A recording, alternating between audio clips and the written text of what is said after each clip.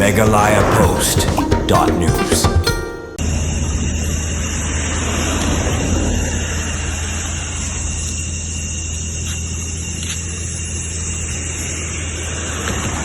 Kawai ka klau ko bapit bat kami dekat forest ha umling ka badan harut ka Srokba National Highway 6 kala long kawai ka Martin ne ka jaka berat nyut ka baki brio bomla ban itu kila penlongkum ka jaka the nyut barwat ban berat ru ikimra balayam nadu kimasi bat kiwai hadu bakate ka jaka kalami ru ka jingsma utung ka basurkai bon ki brio kishim kabu ya ka te ka jaka ban kawang na phangi ki jabo jaban sharum surong namar ka de ka jaka ka bakham kanja bat ka ba omdon ying brio ha ka bala sakhiru bahakite ki benta lali sha da ki plastic ki jabo balai paujan bala syukawang bat bradus mon da ki pajba kabala pen ijli bat penmi ru ka jingsma basurkai ha ka ba kantu kan ki pajba kila pha ru hidur ki shau megalayapost.news bat marmar na kalyang nunglung khubor jong ka megalayapost ulah yar sakati jaka ha ka bala sakhi shisha ya ka jingjabo bat ka jingsma yutung kuman sukadau hangni na kalyang deputy commissioner bat chairman DDMA Ribhoi district ulah penmi ru da ka hukum ya ki dukan pajba bakim dei ban berat pathari ki jabo kimra sakiwa duit kinala bat kumjuru ha ki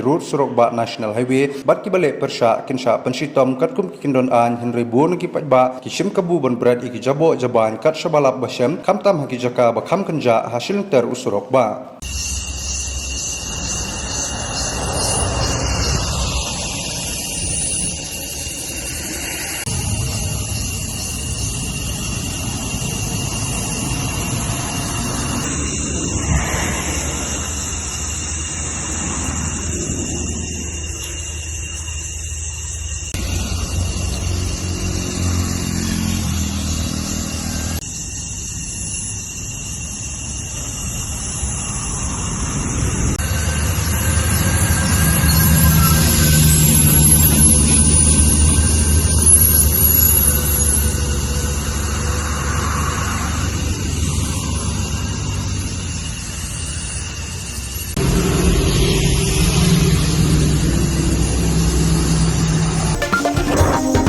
megalayapost.news.